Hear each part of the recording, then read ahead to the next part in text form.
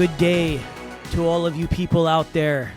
This is the Force for Good Show podcast, and my name is Damon Friedman, and today we're going to be talking about something that I'm super passionate about. And wherever I go, I specifically talk about this. It's about being a world changer. That's the topic here. And, I'm super blessed. I'm a professional speaker. I'm with an extraordinary speakers bureau, Premier Speakers Bureau. I get a chance to travel the country and speak in all sorts of really cool venues. Corporations, nonprofits, faith-based, high school education, college. I love talking to high schoolers. I really do. I love talking to young men and women in the collegiate years, in the 20s. I love it because you know what? The world is their oyster. It really is. The real question is what do they commit themselves to?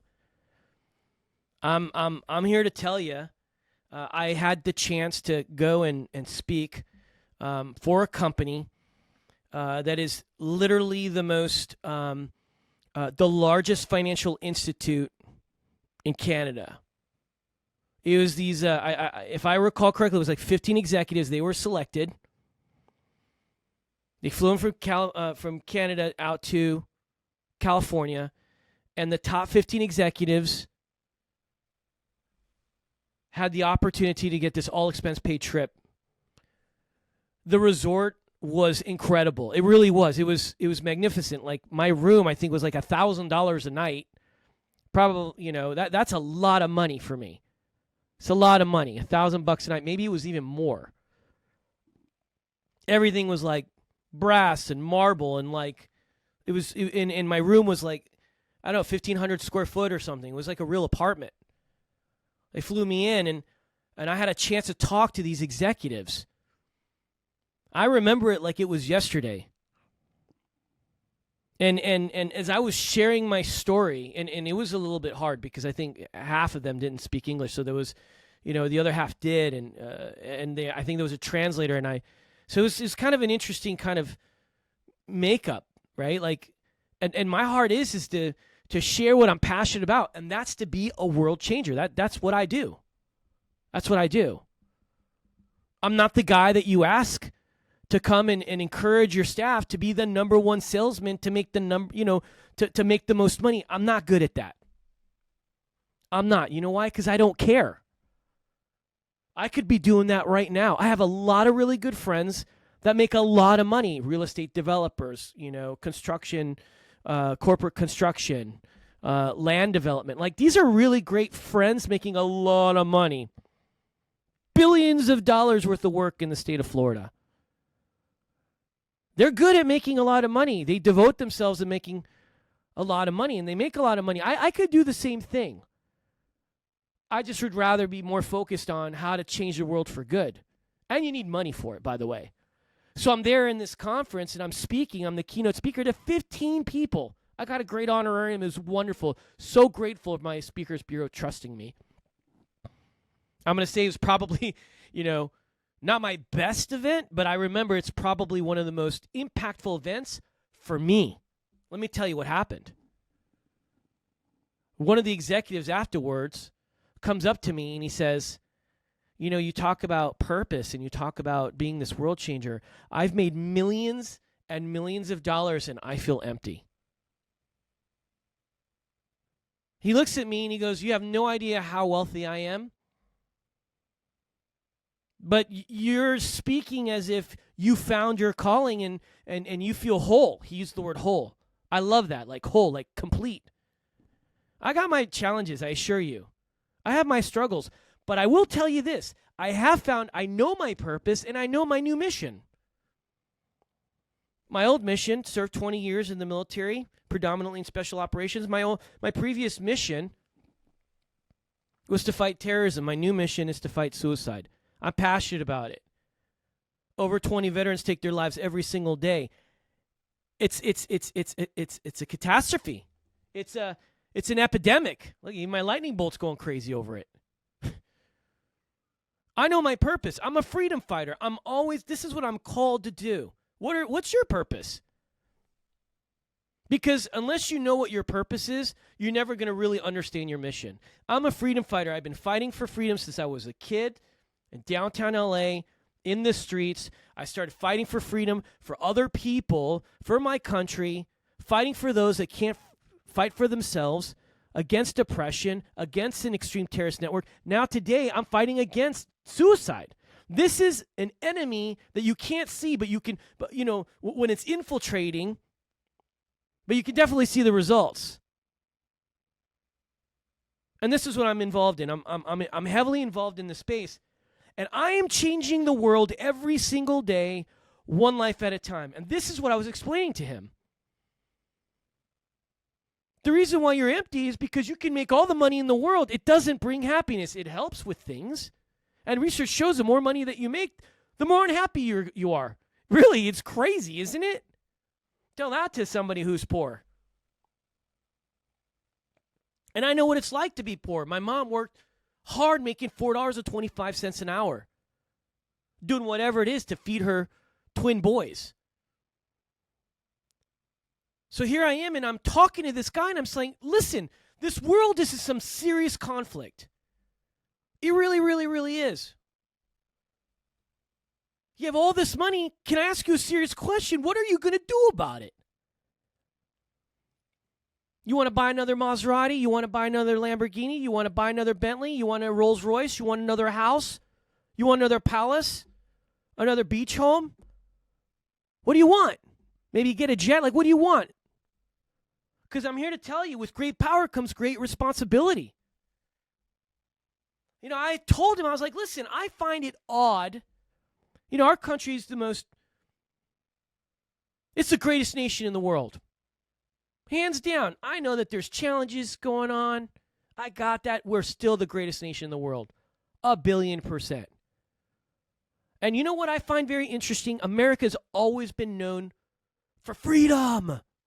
We fight for freedom. We represent freedom. The United States of America. Even if we have some bad players in America, the majority are good players. We're about freedom. And I find it so odd that so many Americans sit idly by and just a few men and women of strength and courage go out and fight for freedom. So you're going to think, well, Damon, you're talking about the military. No, I'm not. There's a time for war and there's a time for peace. But let me tell you something. There's another battle that we're struggling with. And it's not about bombs and bullets, baby. It's not. I'm talking about people taking action and helping those that can't help themselves. Every person, you'll hear in almost every one of my podcasts, every one of my shows, that 8 billion people in the whole world, and everyone has a gift. They do. They have a gift. I call it a superpower. And I believe that every person on this earth has been called to be a world changer, to be an unstoppable force for good. I'm going to talk to you a little bit about that. Because people go, wow, being a world changer, that sounds so overwhelming. Get over it. It's not so overwhelming. Yeah, world changer. Okay. What, is that only for the elite? Is that only for the wealthy? Is that only for people in positions of power? No, it's not. No, it's not. The power is in the people. Let me just go ahead and let me break this down, okay? So first of all, what is an unstoppable force for good? What is good? I'm telling you, it's building people up and not tearing them down. There's a lot of people out there that love division, love conflict. You create it. You thrive off of it. You're defined by it. You love breaking things up, dividing people just for the sheer principle. And who knows, maybe you only do it for attention. I don't know. But people love tearing each other down and lifting themselves up. It's sad. I feel sorry for you, for those of you. I do. I'm about unification. This whole movement of being an unstoppable force for good, it's about establishing peace, not chaos. And yeah, there are friction points. Sometimes there is a conflict required in order to find that peace. I get it. So that justice reigns. Let's talk a little bit about that. Do you know how many issues we have in the United States alone? Here's a few. I wrote them down. Okay? I wrote them down. Okay. Right off the bat, I'm super disheartened about the homelessness situation that we have in America. It's terrible. It is terrible. I don't understand how we have certain political leaders that basically just reinforce keeping people homeless. There's a significant population of veterans, my people, that are homeless. There are some stats in certain places that 1 out of every 4, 1 out of every 5 is a veteran. How is that possible? How is it possible that we have that issue with veterans? How is that possible? You tell me. And then you have political parties, you have political leaders, and then they support the addiction. That's the second one. Homelessness, man, it's sad, especially when you have women that have no place to go and they have their children. No. We're living in a fatherless nation. Don't even get me started about that. All these men running around, doing whatever they want, having babies, and then just discarding the person, that one moment of love. You're just discarding them. And they're the baby. You're not even a man. You're not even a man. And a lot of them go homeless. It's sad. You got the drug addiction. You should see, I'm from downtown. I'm from LA. You should go to California. Every time I visit California, it is it's pathetic. The homeless situation out there, out on the West Coast, is beyond rampant. It's crazy. And there are cities that are like, oh, here's some syringes. It's a safer option. Come on, man. What about, we just talked a little bit about children. What about child abandonment? You know how many kids are in our foster homes now? Foster system? Do you know how many there are? Yeah, where are their dads? Where are their parents? I understand sometimes parents are unfit. I got it. We're a very wealthy nation. I don't understand why our foster system, some of it is good, some of it is bad. These kids, the developmental years, foster kids. What about homelessness? These kids, they do get homeless. They do. I just talked about suicide. The veteran suicide epidemic is crazy. Did you also know it's not just a veteran issue? It's not just a veteran issue. It's not something that's just plaguing the military population. Did you know that the last, there's some stats that it's the second leading cause of death, or this is the last one that I read, 11 to 33. Another one from the CDC, I think, said it was a third killer of those ages in the adolescent years. It's crazy. I guarantee you, with the suicide epidemic, it's continued to expand. It's a major issue. And it's not just for that. It's law enforcement. It's first responders. It's an American issue. The mental health crisis since the pandemic is at an all-time high in the history of America, and I believe in the globe. What about domestic violence? I'm going to tell you right now, a man puts a hand on a woman, you're pathetic. That's what you are. You're a coward. You are. Now, I did know one guy who was, kind of a weenie, and he was getting beat up by his wife, and I think he had to defend himself because he thought he was going to die. That's probably a different situation. She's a musclehead. I'm lightening things up. But she was beating his butt. I'm telling you, she was.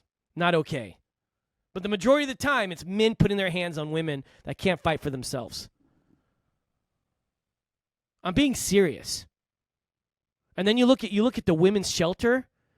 A lot of these women, they're running away from some psychotic dude. And they don't know where to go. They're never in a certain place long enough so they can, I don't know, have a job, get a pay raise, have some consistency.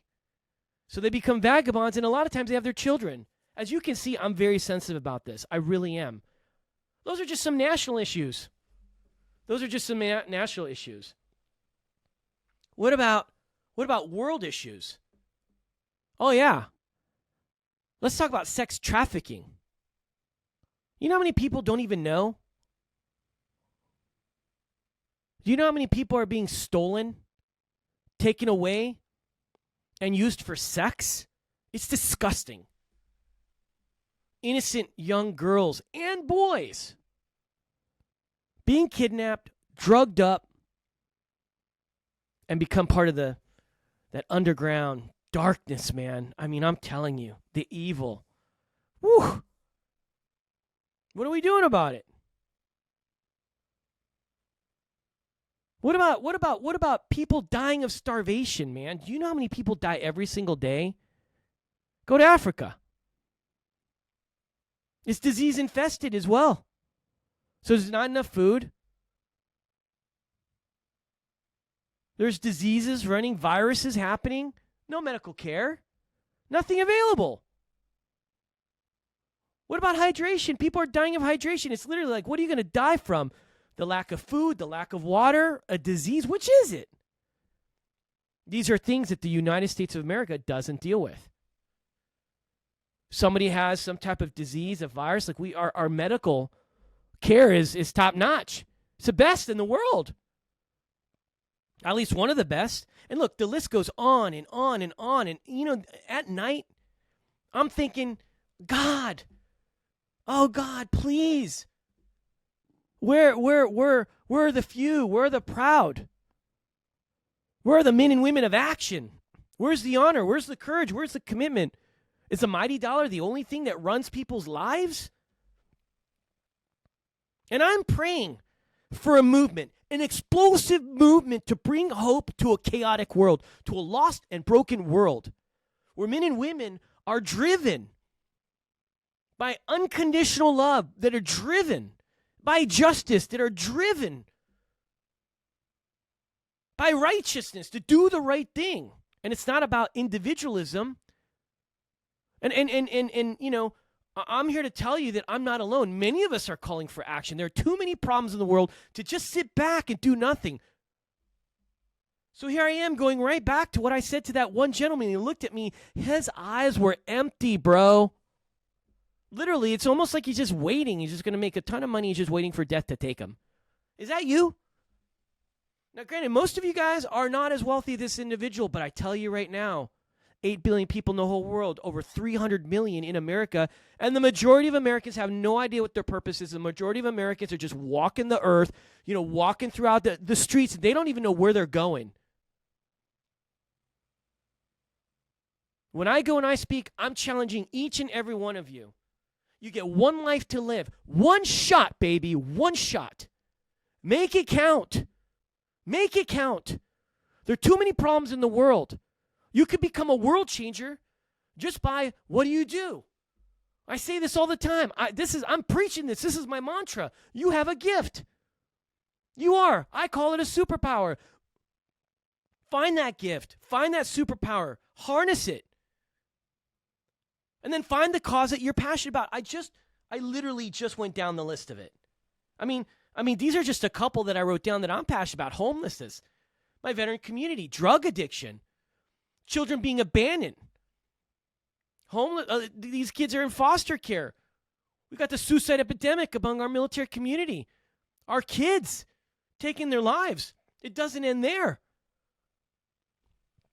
Women are being abused. They're in shelters, looking for a second chance to get away from some crazy, psychotic dude. You've got human trafficking, sex trafficking, children that are being involved. You got world hunger. People are dying every single day because they don't have any water. Are you telling me they got disease infested? People are dying every single day. You telling me you can't find someone to help? So find that cause that you're passionate about, and then use your superpower to make a difference. That's how you become a world changer. You change one life at a time. That's how you change the world. It begins when you change that first life, then another, and before you know it, you're a superhero making the world a better place. You're an unstoppable force for good.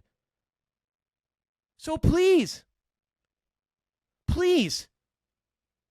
find a worthy cause and make an atomic impact.